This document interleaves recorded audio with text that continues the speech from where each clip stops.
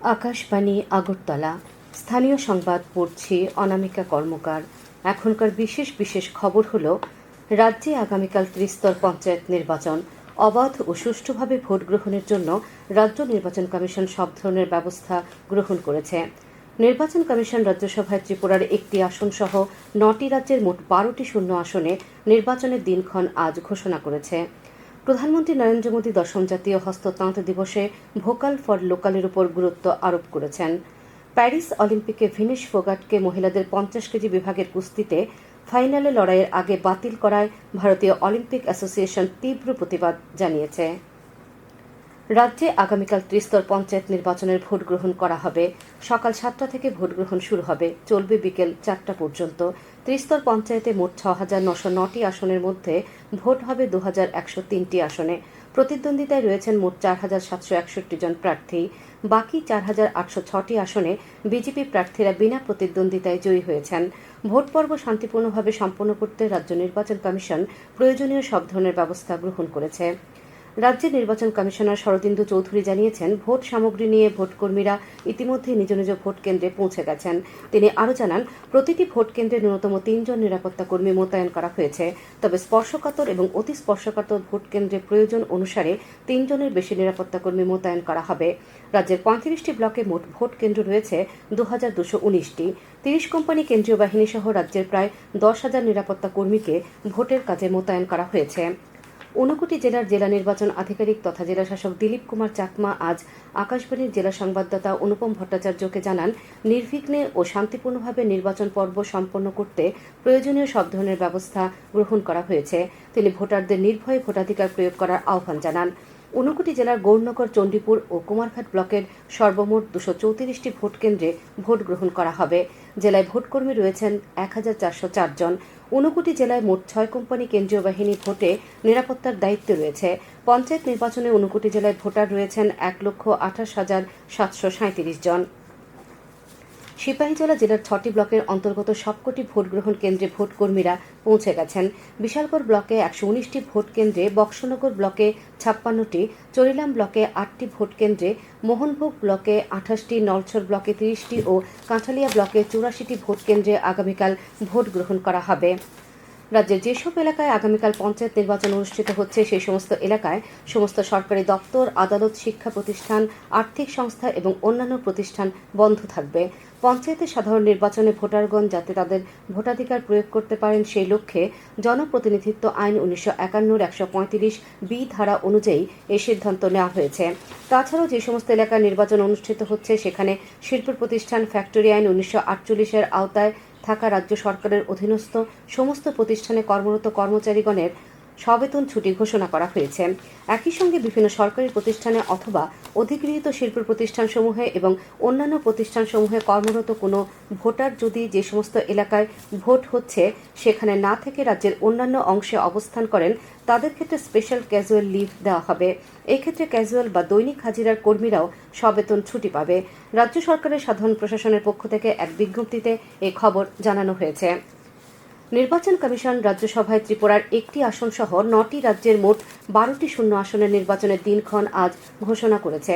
অন্যান্য রাজ্যগুলি হল আসাম, বিহার, হরিয়ানা, মধ্যপ্রদেশ, মহারাষ্ট্র, রাজস্থান, তেলেঙ্গানা ও উড়িষ্যা। শূন্য আসনগুলিতে নির্বাচন অনুষ্ঠিত হবে 3রা সেপ্টেম্বর। কমিশনের নির্ঘণ্ট অনুযায়ী রাজ্যসভার 12টি শূন্য আসনের নির্বাচনের বিজ্ঞপ্তি জারি করা হবে আগামী 14ই আগস্ট। ওই দিন থেকে মনোনয়নপত্র গ্রহণের কাজ শুরু হবে, চলবে 21শে আগস্ট পর্যন্ত।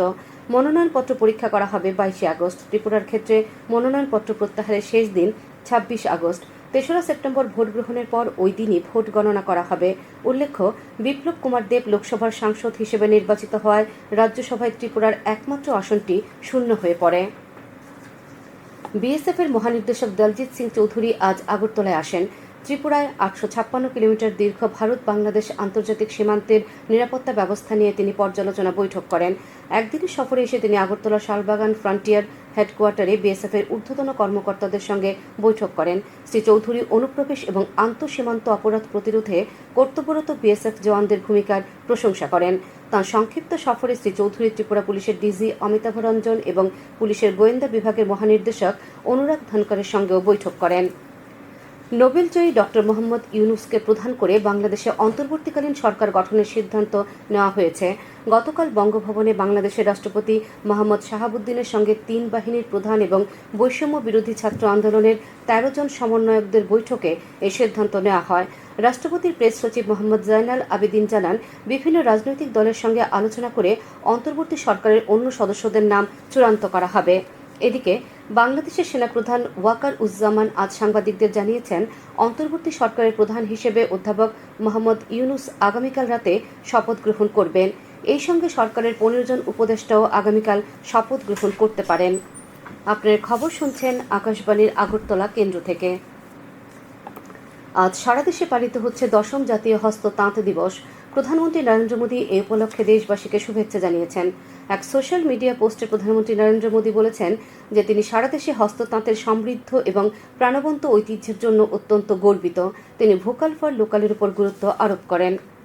হস্ততাঁত, হস্তকারু ও রেশম শিল্প দপ্তরের মন্ত্রী বিকাশ দেববর্মা বলেছেন, তাঁত শিল্পীদের নিজস্ব উদ্ভাবনী পণ্য সামগ্রীর আধুনিকীকরণ ও তাঁত শিল্পীদের আর্থসামাজিক মানোন্নয়নে রাজ্য সরকার নানা প্রকল্প গ্রহণ করেছে। রাজ্যের সমস্ত ক্লাস্টার ও ওয়েভার সেন্টারগুলিকে আরও শক্তিশালী করার জন্য উদ্যোগ নেওয়া হয়েছে। ১০ম জাতীয় হস্ততাঁত দিবস উপলক্ষে আজ আগরতলায় প্রজ্ঞা ভবনে আয়োজিত আলোচনা চক্রের উদ্বোধন করে তিনি এই কথা বলেন। হস্ততাঁত, হস্তকারু ও রেশম শিল্প দপ্তর এবং কেন্দ্রীয় বস্ত্র মন্ত্রণালয়ের ওয়েভার সার্ভিস সেন্টার যৌথভাবে এই আলোচনা চক্রের আয়োজন করে। উল্লেখ্য, আজ নয়াদিল্লির বিজ্ঞান ভবনে ১০ম জাতীয় হস্ততাঁত প্রদর্শনীর উদ্বোধন করেন উপরাষ্ট্রপতি জগদীপ ধনখড়। প্রজ্ঞা ভবনে আলোচনা চক্রে জাতীয় হস্ততাঁত প্রদর্শনীর উদ্বোধন অনুষ্ঠানটি সরাসরি সম্প্রচার করা হয়। আলোচনা চক্রে অন্যান্যদের মধ্যে বক্তব্য রাখেন হস্ততাঁত, হস্তকারু ও রেশম শিল্প নিগম লিমিটেডের চেয়ারম্যান বিধায়ক কিশোর বর্মন, ওয়েভার সার্ভিস সেন্টারের উপঅধিকর্তা অর্ণব চৌধুরী, NHHDL এর senior manager Subrata Bhattacharya, resource person Prahlad Debnath প্রমুখ। অনুষ্ঠানে অতিথিগণ ২০২৩ সালে বয়ন শিল্পে পদ্মশ্রী পুরস্কারপ্রাপ্ত শিল্পী স্মৃতিরেখা চাকমাকে এবং বয়নের ডিজি বুনাই ক্যাডলেব সফটওয়্যারের উপর প্রশিক্ষণপ্রাপ্ত ৫ জন ITI সিনিয়র ইন্সট্রাক্টরকে পুরস্কৃত করা হয়। জাতীয় তাঁত দিবস উপলক্ষে আজ নতুন নগরস্থিত দিঘালিয়া পঞ্চায়েতে বিজেপি মহিলা মোর্চার উদ্যোগে এক অনুষ্ঠানের আয়োজন করা হয়। উপস্থিত ছিলেন বিজেপি মহিলা মোর্চার সভানেত্রী মিমি মজুমদার। অনুষ্ঠানে তাঁত শিল্পীদের সম্বর্ধনা জানানো হয়। আজ ২২শে শ্রাবণ, কবিগুরু রবীন্দ্রনাথ ঠাকুরের প্রয়াণ দিবস। এই উপলক্ষে আগরতলা রবীন্দ্র ভবনে তথ্য সংস্কৃতি দপ্তর আয়োজিত শ্রদ্ধাঞ্জলি অনুষ্ঠানে প্রধান অতিথি হিসেবে উপস্থিত ছিলেন মুখ্যমন্ত্রী অধ্যাপক ডাক্তার মানিক সাহা। তাছাড়াও উপস্থিত ছিলেন তথ্য ও সংস্কৃতি দপ্তরের সচিব প্রদীপ চক্রবর্তী, রাজ্যভিত্তিক সাংস্কৃতিক উপদেষ্টা কমিটির ভাইস চেয়ারম্যান সুব্রত চক্রবর্তী। মুখ্য আলোচক হিসেবে উপস্থিত ছিলেন ত্রিপুরা কেন্দ্রীয় বিশ্ববিদ্যালয়ের বাংলা বিভাগের বিভাগীয় প্রধান পরমাশ্রী দাশগুপ্ত। আসন্ন স্বাধীনতা দিবস উপলক্ষে দক্ষিণ ত্রিপুরা জেলা প্রশাসনের উদ্যোগে ১০ দিনব্যাপী কর্মসূচির দ্বিতীয় দিনে আজ বিলোনিয়ার ঈশ্বরচন্দ্র বিদ্যাসাগর মহাবিদ্যালয়ের অভ্যন্তরীণ গুণমান নিশ্চিতকরণ শাখা, NCC, NSS এবং বিলোনিয়া মহকুমা হাসপাতালের সহযোগিতায় রক্তশূন্যতা দূরীকরণ বিষয়ক আলোচনা সভা এবং আয়রন ট্যাবলেট বিতরণ কর্মসূচি অনুষ্ঠিত হয়।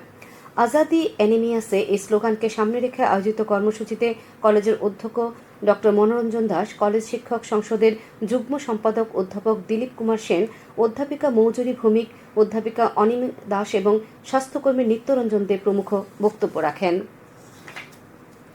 বিজেপি ত্রিপুরা প্রদেশের নবনিযুক্ত প্রভারী ডক্টর রাজদীপ রায় আজ আগরতলায় মুখ্যমন্ত্রী অধ্যাপক ডাক্তার মানিক সাহার সঙ্গে সৌজন্যমূলক সাক্ষাৎকারে মিলিত হন। সাক্ষাৎকারে উপস্থিত ছিলেন বিজেপির রাজ্য সভাপতি রাজীব ভট্টাচার্য। প্যারিস অলিম্পিকে ভিনেশ ফোগাট মহিলাদের ৫০ কেজি বিভাগের কুস্তিতে ফাইনালে লড়াইয়ের আগে আজ তাঁর ওজন ৫০ কেজি থেকে প্রায় ১০০ গ্রাম বেশি হওয়ায় প্রতিযোগিতা থেকে বাতিল করা হয়। এই প্রসঙ্গে আজ লোকসভায় কেন্দ্রীয় ক্রীড়ামন্ত্রী মনসুখ মান্ডাভিয়া বলেন, ইউনাইটেড ওয়ার্ল্ড রেসলিংয়ের কাছে এই সিদ্ধান্তের তীব্র প্রতিবাদ জানিয়েছে ভারতীয় অলিম্পিক অ্যাসোসিয়েশন।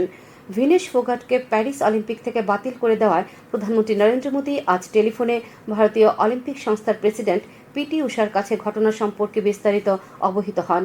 PT উষা বলেছেন, ভিনেশের অযোগ্যতা খুবই বেদনাদায়ক। প্রধানমন্ত্রী নরেন্দ্র মোদী নিজের এক্স হ্যান্ডেলে জানালেন, ভিনেশ ফোগাট ভারতের গর্ব ও প্রত্যেক ভারতীয়ের জন্য অনুপ্রেরণা। TFA পরিচালিত দ্বিতীয় ডিভিশন ফুটবলে আজ ত্রিপুরা পুলিশ ৫-১ গোলে হারিয়ে দিয়েছে নবোদয় সংঘকে। উমাকান্ত মিনি স্টেডিয়ামে আয়োজিত এই খেলায় ত্রিপুরা পুলিশের পক্ষে স্ট্যালিং রিয়াং একাই ৩টি গোল করেন। বাকি 2টি গোল করেন প্রীতম হোসেন এবং জুয়েল দেববর্মা। নবোদয়ের হয়ে একমাত্র গোলটি করেন লাল রিন ডার্লং। আবহাওয়ার খবর। আগামীকাল আকাশ সাধারণত মেঘাচ্ছন্ন থাকবে। দু এক জায়গায় বজ্র বিদ্যুৎ সহ হালকা থেকে মাঝারি পর্যায়ে বৃষ্টিপাতের সম্ভাবনা রয়েছে। তাপমাত্রা সর্বোচ্চ 33 ডিগ্রি সেলসিয়াস এবং সর্বনিম্ন 27 ডিগ্রি সেলসিয়াসের কাছাকাছি থাকবে। আজ দিনের সর্বোচ্চ তাপমাত্রা ছিল 34 ডিগ্রি সেলসিয়াস এবং সর্বনিম্ন 26.5 ডিগ্রি সেলসিয়াস। আগামী 24 ঘন্টায় রাজ্যের সব জেলায় বিক্ষিপ্তভাবে বজ্র বিদ্যুৎ সহ বৃষ্টিপাতের সতর্কতা জারি করেছে আবহাওয়া দপ্তর। শেষ করার আগে বিশেষ খবর আরেকবার। রাজ্যে আগামীকাল ত্রিস্তর পঞ্চায়েত নির্বাচন। অবাধ ও সুষ্ঠুভাবে ভোট গ্রহণের জন্য রাজ্য নির্বাচন কমিশন সব ধরনের ব্যবস্থা গ্রহণ করেছে।